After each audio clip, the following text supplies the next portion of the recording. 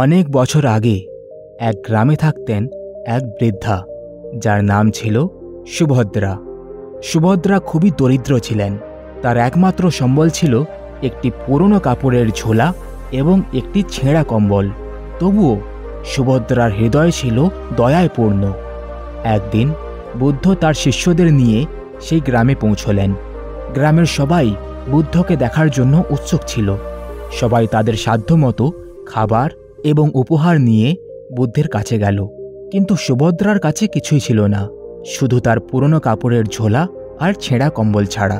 সুভদ্রা ভেবেছিলেন, আমার কাছে কিছু নেই যা আমি বুদ্ধকে দিতে পারি, কিন্তু আমার হৃদয়ে দয়া আছে। তিনি তার ঝোলা থেকে ছেঁড়া কম্বলটি বের করলেন এবং বুদ্ধের কাছে নিয়ে গেলেন।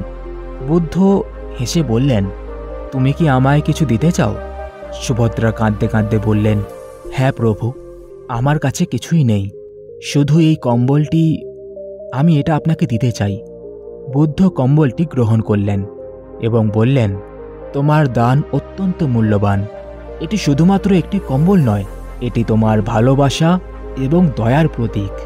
বুদ্ধ সেই কম্বলটি তার শিষ্যদের সামনে তুলে ধরে বললেন, সত্যিকারের দান শুধু বস্তু নয়, এটি হৃদয়ের গভীরতা থেকে আসে, এটা ভেতর থেকে আসে। সুভদ্রার এই ছোট্ট কম্বলটি আমাদের শেখায় কিভাবে ছোট্ট কিছু দিয়েও অনেক বড় কিছু করা যায়।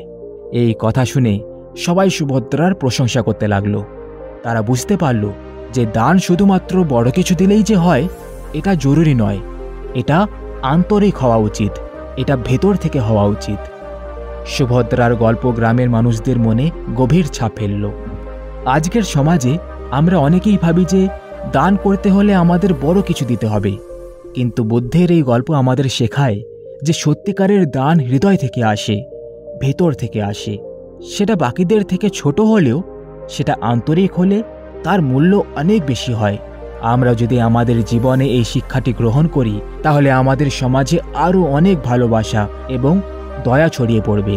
আমরা একে অপরের প্রতি সহানুভূতিশীল হতে পারব এবং একে অপরকে সাহায্য করতে পারব, যেটা আমাদের সমাজকে আরও সুন্দর এবং শান্তিময় করে তুলবে। বন্ধুরা, আশা করছি এই ভিডিও থেকে আপনারা কিছু শিখতে পেরেছেন।